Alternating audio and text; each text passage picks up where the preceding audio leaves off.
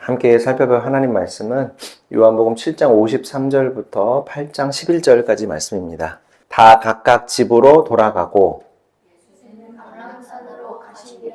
아침에 다시 성전으로 들어오시니 백성이 다 나오는지라 앉으사 그들을 가르치시더니 서기관들과 바리새인들이 은행 중에 잡힌 여자를 끌고 와서 강문에 세우고 예수께 말하여 선생이여 이 여자가 간음하다가 현장에서 잡혔나이다.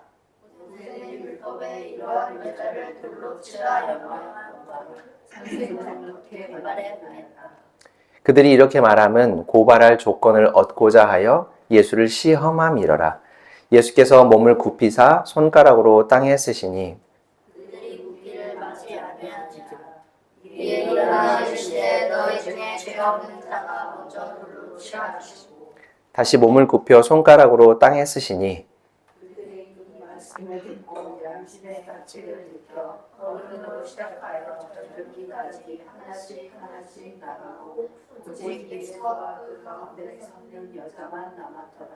예수께서 일어나사 여자 외에 아무도 없는 것을 보시고 이르시되 여자여 너를 고발하던 그들이 어디 있느냐 너를 정죄한 자가 없느냐 대답하되 주여 없나이다.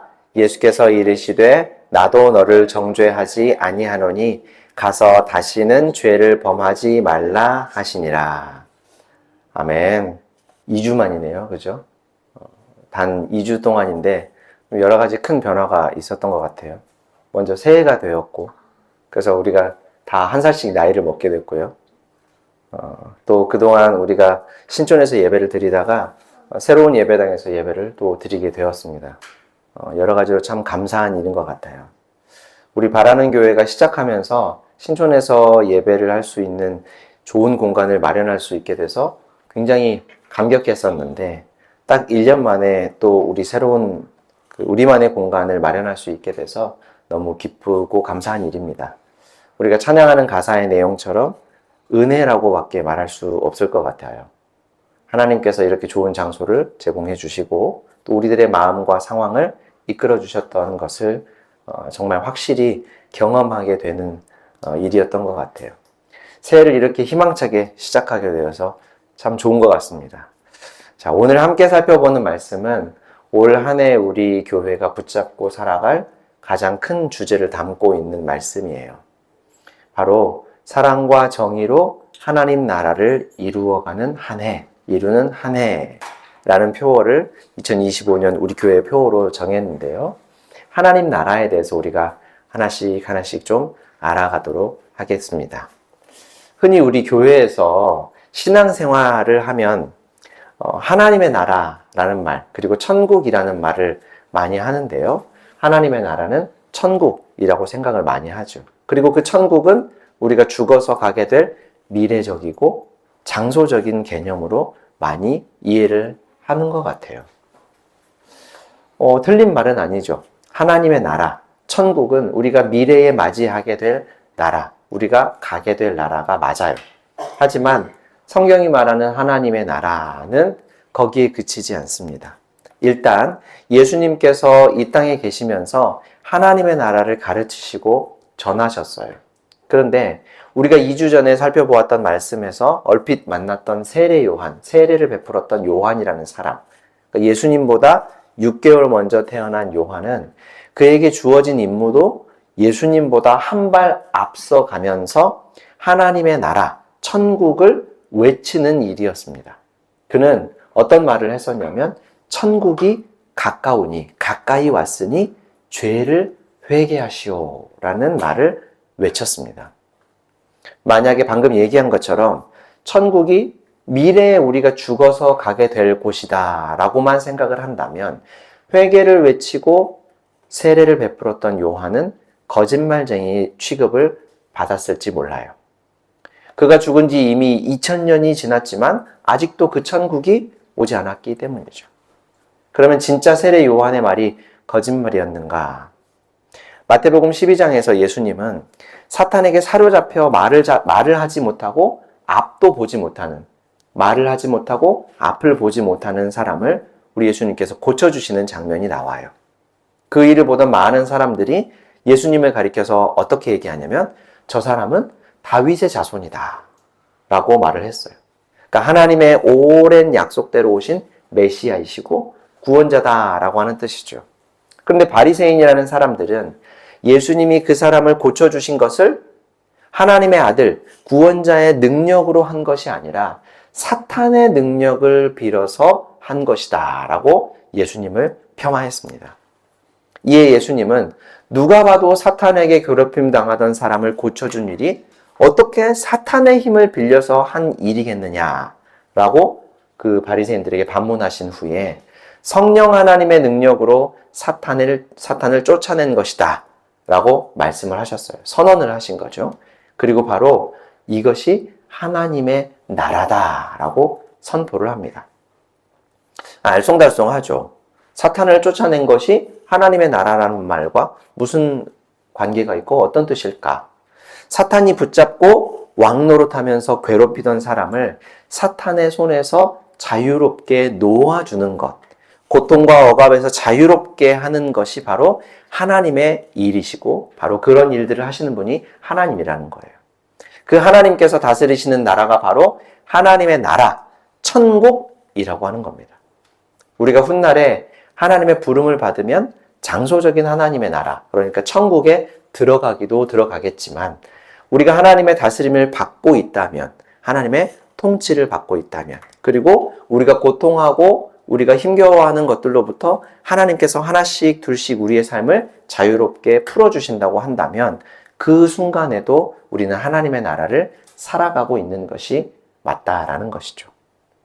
자, 이렇게 하나님의 나라가 하나님의 통치, 하나님의 다스림을 받는 것이다 라는 예수님의 가르침을 생각하면서 우리가 살아가는 하나님의 나라는 어떤 나라인지 그 본 모습을 오늘 본문을 통해서 한번 우리가 살펴보도록 하겠습니다. 자, 어느 날 예수님께서 감람산, 올리브산에 올라가셨어요. 여느 때처럼 예수님은 하나님의 나라, 하나님의 통치를 사람들에게 가르쳐 주시고 또 특정한 일을 통해 보여주셨습니다. 이를 둘러싸고 유대 종교 지도자들과 격렬한 논쟁을 벌이신 후에 오늘 본문이 시작이 되고 있어요. 아침에 올리브산에서 내려오신 예수님 앞에 사람들이 다시 많이 찾아왔습니다. 그리고 다시 그들에게 하나님의 나라를 우리 예수님은 가르치고 계셨어요. 예수님과 사람들이 하나님의 나라를 가르치시고 또 배우기를 계속했던 것처럼 유대 종교 지도자들도 멈추지 않고 하는 못된 일이 있었는데 무슨 일이었냐? 그들은 한 여인을 끌고 와서 하나님의 나라를 배우고 있는 사람들과 예수님 한가운데 그 여인을 세웠습니다. 그 여인은 음행하던 현장에서 잡혀온 여인이었어요. 현장에서 잡힌 사람이죠. 남편이 아닌 다른 남자와 부적절한 관계를 맺은 여인이었던 거예요. 갑작스럽게 잡혀서 사람들 앞에 공개적으로 서게 된 이 여인의 상태가 어땠을까? 아마 부끄럽고 두렵고 떨렸을 거라고 생각해요. 또 음행한 현장에서 잡혀왔으니까 옷차림도 정상적이지는 않았겠죠.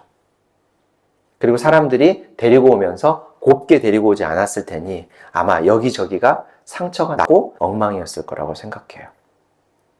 서기관들과 바리새인들로 이루어진 이 종교 지도자들은 이런 여인을 사람들 앞에 세워놓고 예수님과 다시 논쟁을 시작했습니다. 선생님, 이 여자가 간음을 하다가 현장에서 잡혀온 사람입니다.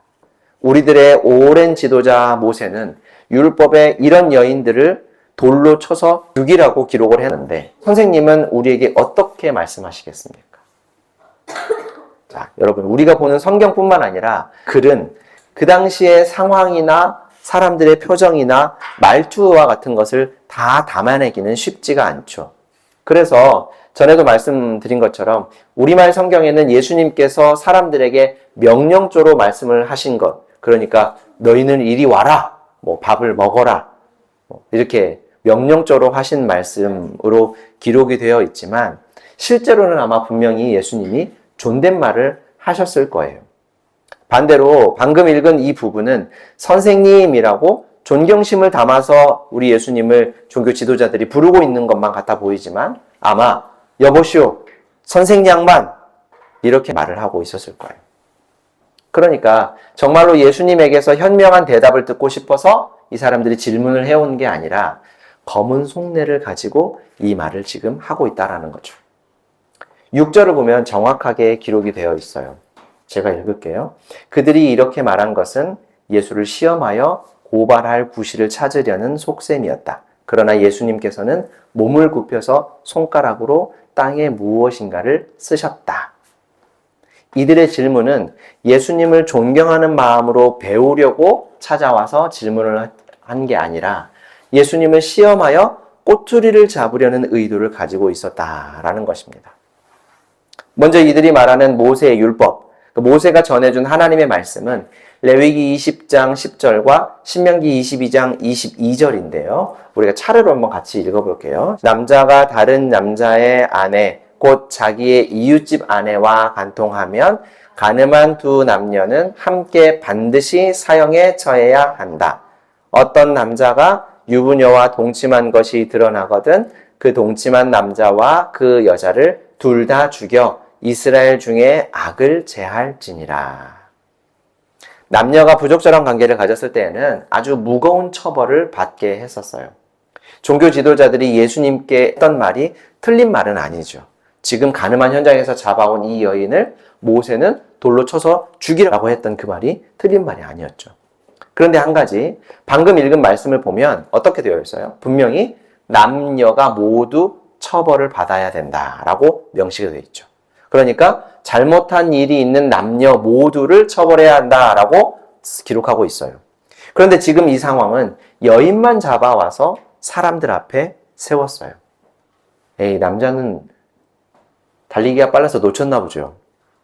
그렇다면 굳이 이 여인은 사람들 앞에 데려와서 모욕을 주기까지 했어야 했을까요? 하나님은 모세라는 이스라엘 지도자에게 10계명을 주셨었어요. 여러분들 10계명 알고 있죠? 이스라엘 백성들이 이집트에서 노예로 살다가 자유로운 백성이, 자유시민, 자유백성이 되었을 때 하나님의 나라, 하나님의 통치를 가르쳐 주신 것이 바로 10계명이라고 하는 법 조문이에요. 다시 말해서 내 백성은 이러이러한 법에 따라 살아가야 하는 것이다 라고 왕이신 하나님께서 백성들의 삶의 기준을 정해 주셨던 것이죠. 후에 예수님과 율법교사가 대화하면서 10계명은 하나님을 사랑하고 이웃을 사랑하라는 법이라고 우리 예수님이 다시 한번 10계명을 간추려서 가르쳐 주시죠.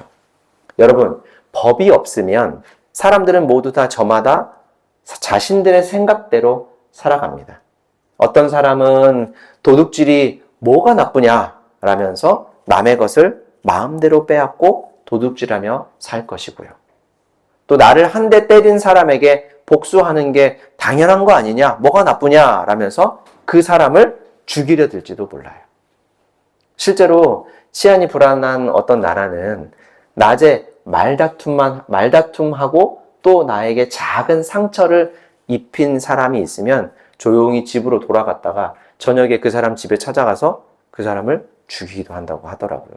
하나님은 이스라엘 백성들을 자기 백성으로 받아들이셨고 그들이 하나님의 다스림 아래서 서로 사랑하면서 살기 위해 법을 주셨어요.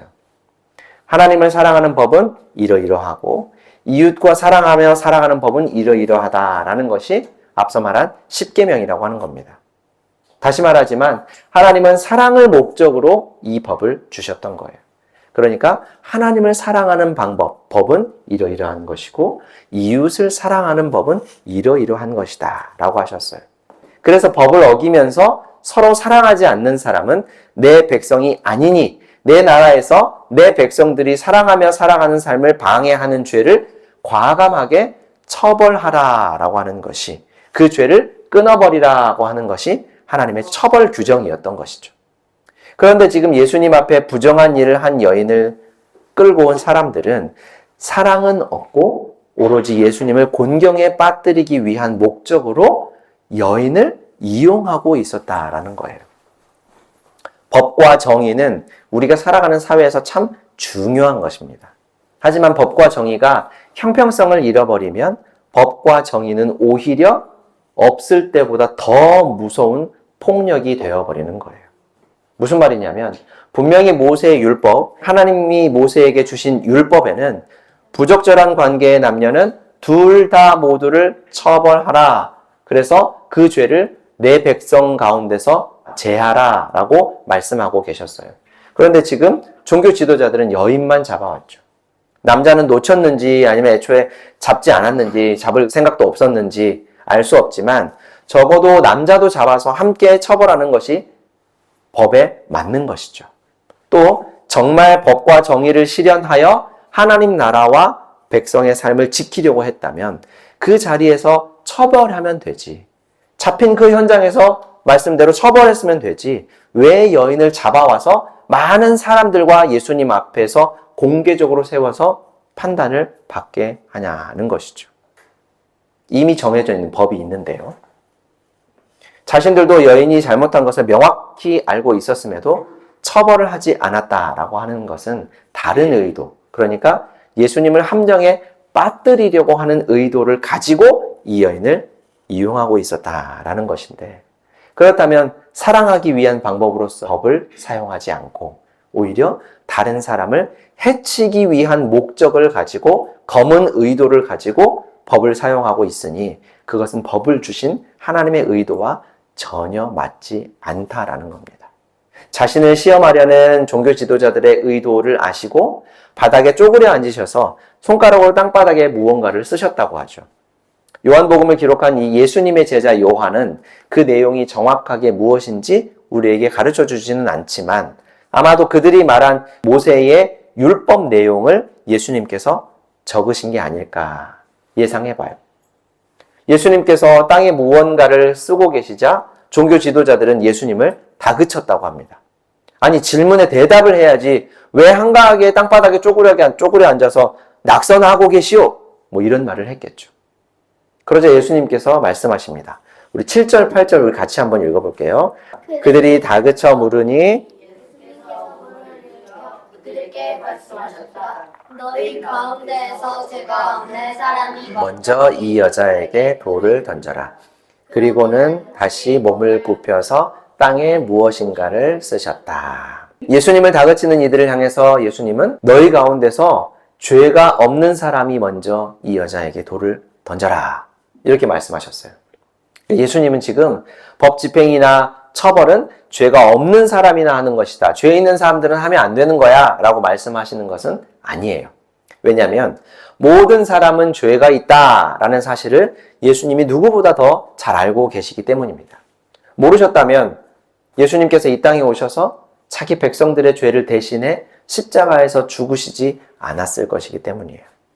하지만 예수님은 죄인인 우리를 위해서 죄 때문에 하나님 아버지와 함께 살 수 없고 생명을 공급받지 못해서 영원한 지옥에서 고통받을 수밖에 없던 우리를 구원하시기 위해서 이 땅에 오신 분이 바로 우리 예수님이시죠.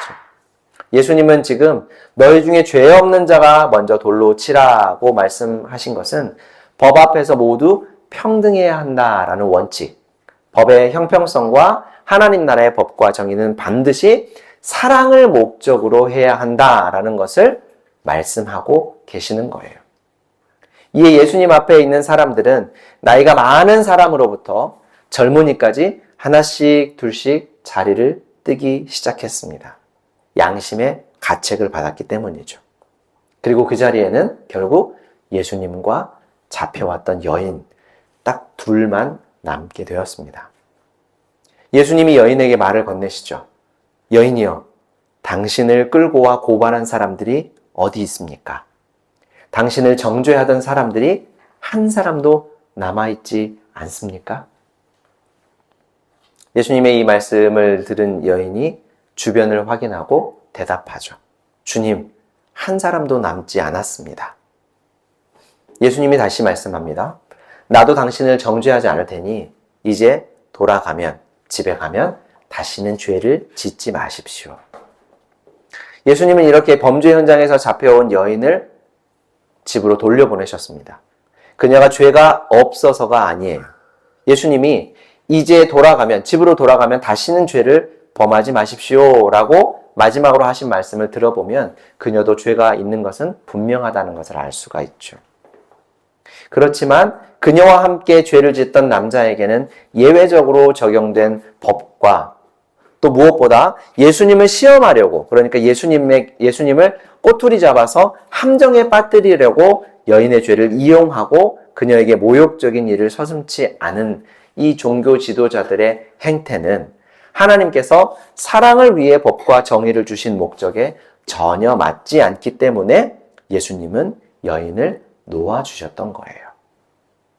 자, 사랑하는 성도 여러분, 올해 우리가 함께 기도하면서 사랑과 정의로 하나님의 나라를 우리 삶의 현장에서 실천하면서 살았으면 좋겠어요. 우리 사회가 예수님의 시대처럼 약자에게는 굉장히 가혹한 시대가 돼버렸어요. 사회의 법과 정의가 공정하고 공평하게 실현되는 경우를 좀처럼 보기가 힘들죠. 그래서 그런 일들이 뉴스에 보도가 되면 당연한 일로 받아들여지는 것이 아니라 마음 따뜻한 일이다. 아직도 우리 사회가 살만한 일이다. 이런 좋은 사람들이 있구나라는 말들을 하게 되죠. 법과 정의는 자신에게 적용했을 때는 아름답고 따뜻한 사회로 변화되는 것이지만 상대방에게만 적용하려 한다면 서슬퍼런 칼날이 되고 마는 법이에요. 오히려 법과 정의가 없는 무법한 사회보다 더 삭막하고 무서운 사회로 바뀌게 되겠죠. 그러니 우리에게 하나님을 사랑하고 이웃을 사랑하기 위해 법을 주신 하나님의 뜻에 따라서 우리가 살아가기를 힘쓰시기를 바라요. 부모님을 공경하고 타인의 생명을 존중하고 상호 간의 결혼 생활을 존중하고 타인의 재산을 소중하게 여겨주며 정직하게 살아가고 타인의 명예를 소중히 여겨주고 타인의 것을 탐내지 않고 내게 주신 것에 만족하고 감사하는 삶을 우리 삶에서 먼저 실천하면서 살아가십시다. 이것이 하나님께서 모세를 통해 하나님의 백성들에게 주셨던 10계명 중에 이웃을 사랑하는 방법들의 내용이에요. 나뿐만 아니라 다른 사람도 하나님께서 이 땅에 보내신 소중한 생명이고 그 사람의 소유도 하나님께서 필요에 의해 허락하신 것들이다라는 것을 기억하면서 내게 주신 것에 만족하고 감사하면서 살아갈 때 우리 삶의 현장에서부터 정의롭고 사랑 가득한 하나님의 나라가 실현될 것입니다. 그리고 우리를 통해 우리 이웃도 이러한 하나님의 나라를 경험하며 살 수 있게 될 거예요. 2025년 새해에는 하나님의 나라를 실현하며 살아가는 우리 모두가 되기를 주님의 이름으로 축원합니다. 사랑과 은혜가 풍성하신 하나님 우리 아버지, 오늘도 주의 은혜 알게 하시니 참 감사합니다. 우리를 위해 이 땅에 오신 예수님께서 우리의 모든 죄를 다 사하시고 영원한 생명을 누리며 살게 하신 은혜에 감사합니다. 영원토록 하나님과 화목하게 살아가며 모든 영광을 누리며 살게 하심도 감사합니다. 우리 예수님의 은혜로 영원토록 살아갈 하나님의 나라를 지금 이 순간부터 누리며 살게 하옵소서. 공정하고 공평하며 서로 사랑하는 하나님의 나라를 우리 각자의 자리에서 실천하며 살아갈 때 희망 가득한 하나님의 나라를 보게 하셔서 우리 안에 하나님 나라에 대한 믿음과 소망이 가득 차고 날로 커져가게 하여 주옵소서. 예수님의 이름으로 기도합니다. 아멘.